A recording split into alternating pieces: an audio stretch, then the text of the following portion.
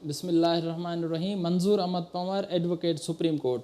आज मैं आपसे ओवरव्यू करूंगा एक एक्ट के बारे में, जिस एक्ट का नाम है अमल उमर एक्ट। ये एक्ट हमें एक 10 साला बच्ची की शहादत के नतीजे में मिला। इस केस के बारे में हिस्ट्री उसकी यह है कि 2018 में 13 अगस्त 2018 में कराची के एक फैमिली थी जिनके यहाँ एक बच्ची थी, 10 साला बच्ची अमल उमर, जो कि फैमिली जा रही थी शहर में, तो अचानक उनसे एक रॉबरी होती है और रिजल्टेंटली नतीजे में उस बच्ची को गोली लगती है। जब पुलिस उस जो डकैत था, जो अक्यूज़ था, जब पुलिस उसको इनकाउंटर के लिए पुलिस ने अगर गोली लगाई तो गोली बच्ची को लगी। जब उनके पेरेंट उस बच्ची को लेके गए नियरेस्ट जो हॉस्पिटल थी एनएमसी, कराची का सबसे बड़ा जो हॉस्पिटल है, प्राइवेट जो हॉस्पिटल है, नेशनल मेडिकल सेंटर, तो वहाँ पे हुआ ये कि जो हॉस्पिटल एडमिनिस्ट्रेशन थी उन्होंने ये कह के रिफ्यूज़ कर दिया कि ये पुलिस केस है, जैसा कि नॉर्मली हमारे यहाँ पूरे सिंध में भी ये होता है। तो due to succumb to die वो बच्ची, उसकी डेथ हो गई। तो जब उनके पेरेंट उस बच्ची को लेके गए जिना हॉस्पिटल में, तो उन्होंने वहाँ पे ये रिजल्ट दिया कि जनाब आपकी बच्ची का इंतकाल हो चुका है, बच्ची इज़ नो मोर अलाइव। तो उसके बाद एक सबसे बड़ा एक प्रेशर उठा इस केस के बारे में, सोशल मीडिया ने रिपोर्ट किया और नतीजतन सुप्रीम कोर्ट ने सो मोटो ले लिया इस इंसिडेंट पे। तो उसके नतीजे में सुप्रीम कोर्ट की डायरेक्शन पे ये कानून बना, जो कि अभी तक एप्लीकेबल है, एग्जिस्टिंग लॉ है हमारे यहाँ पूरे सिंध में, जिसका नाम है injured persons compulsory medical treatment Amal Umar act 2019। अब इस एक्ट के टोटल 17 सेक्शन हैं, जिसका मैं आपसे ओवरव्यू कर रहा हूँ। उसका जो डेफिनेशन क्लास है, सब सेक्शन 2 का जो है डेफिनेशन क्लास, उसमें यह लिखा हुआ है इमरजेंसी मेडिकल ट्रीटमेंट। वो इमरजेंसी मेडिकल ट्रीटमेंट है क्या, वो उसकी डेफिनेशन लिखी हुई है कि वो कैसे होगा। उनकी पूरी जो इमरजेंसी है उसको यहाँ पे डिफाइन किया गया है कि पर्पस ऑफ प्रिवेंटिव डेथ, यानी किसी की डेथ ना हो, उनको प्रिवेंट करने के लिए वो इमरजेंसी मेडिकल ट्रीटमेंट उनको प्रोवाइड करना है, जितने भी हॉस्पिटल में आगे आपको बताता रहूँ। सेक्शन एफ जो कि डेफिनेशन क्लास है, उसका सब सेक्शन एफ है, उसमें डॉक्टर की डेफिनेशन प्रोवाइडेड है कि डॉक्टर कौन है। Doctor means a medical practitioner registered under PMDC, Pakistan medical dental council ordinance 1962।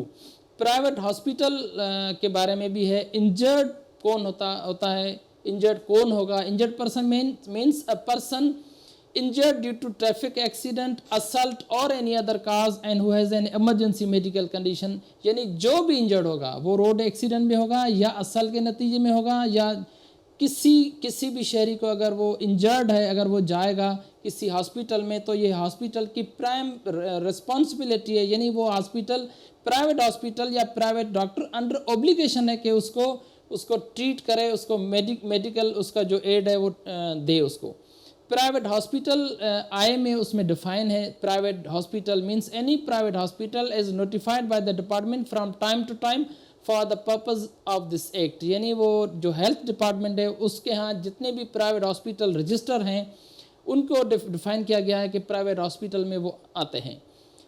अब आते हैं सेक्शन 3 पे, जो उसका मेन सेक्शन है वो है section 3। No private hospital or doctor shall demand any payment for providing compulsory medical treatment of such other medical assistance as may be required to be administered to the injured person if such injured person is unable to make the payment, यानी वो injured जो होगा वो अचानक अगर जाएगा या कोई उसको ब्राड करेगा बिफोर एनी हॉस्पिटल और प्राइवेट डॉक्टर, तो वो डॉक्टर वो प्राइवेट हॉस्पिटल उससे पैसे डिमांड नहीं करेंगे। ये लिखा हुआ है सेक्शन 3 में।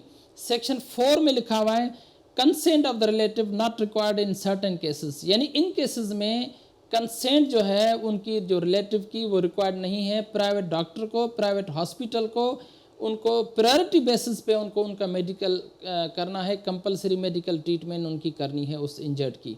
सेक्शन 5 में hospital to be fully equipped, it shall be mandatory for hospital to have maintained at least 2 fully equipped and functioning ambulances sanctioned at the hospital premises at all time or such other number of ambulances as instructed by the department from time to time, and to ensure that all such ambulances are also equipped with a list of all hospital as instructed by the department from time to time. वो जो hospital होगा उनके यहाँ 2 ambulance उसके hospital के surrounding में या उनके बाहर स्टैंड बाय होंगी, और जिनके यहाँ एक लिस्ट होगी कि कौन कौन सी हॉस्पिटल यहाँ पे नियरेस्ट हैं अगर वो उनके यहाँ कोई फैसिलिटी नहीं है।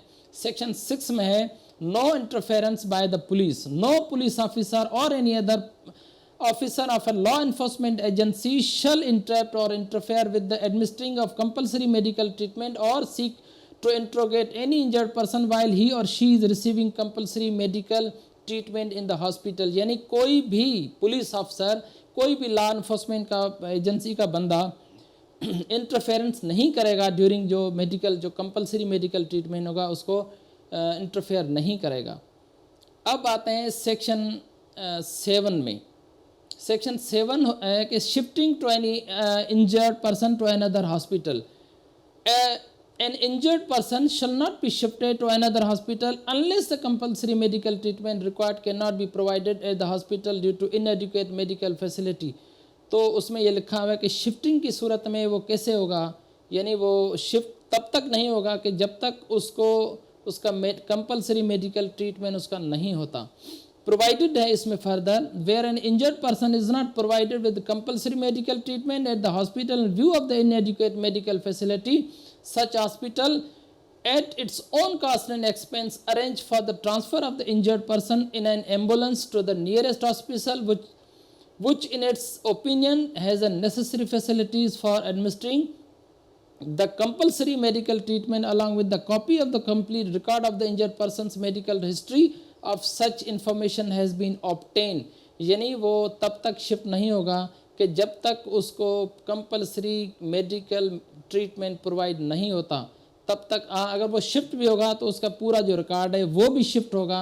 इनके यहाँ जो पहली वाली हॉस्पिटल है उसको उसके पास भी रिकॉर्ड होगा, वो रिकॉर्ड आगे वो जो प्राइवेट हॉस्पिटल है वो भी आगे ट्रांसमिट करेगी।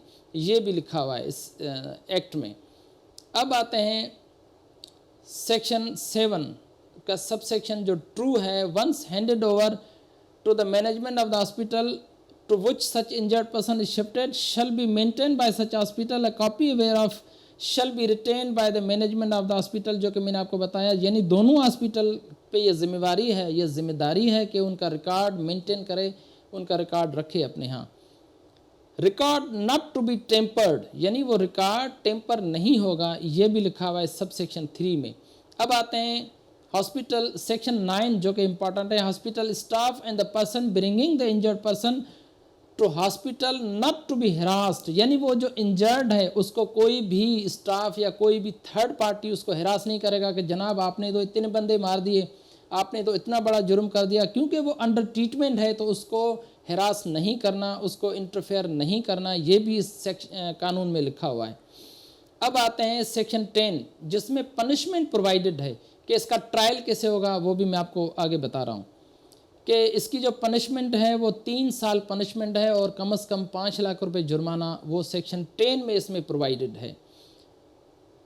अब इसकी कंप्लेन कैसे होगी वो ये लिखा हुआ है सेक्शन 11 में। Provided that any person aggrieved by the act omission of the hospital shall lodge a complaint within 7 days of the same shall be decided by the health commission और the department within 60 days। यानी वो जो complain होगी, यानी वो injured को अगर वो प्रॉपर इंजर्ड ट्रीटमेंट नहीं मिला, किसी डॉक्टर ने, किसी प्राइवेट हॉस्पिटल ने अगर उसको ट्रीटमेंट नहीं दिया, तो विद इन 7 days वो एग्रीड पर्सन वो एक कंप्लेन फाइल करेगा health commission, Sindh health care commission के पास।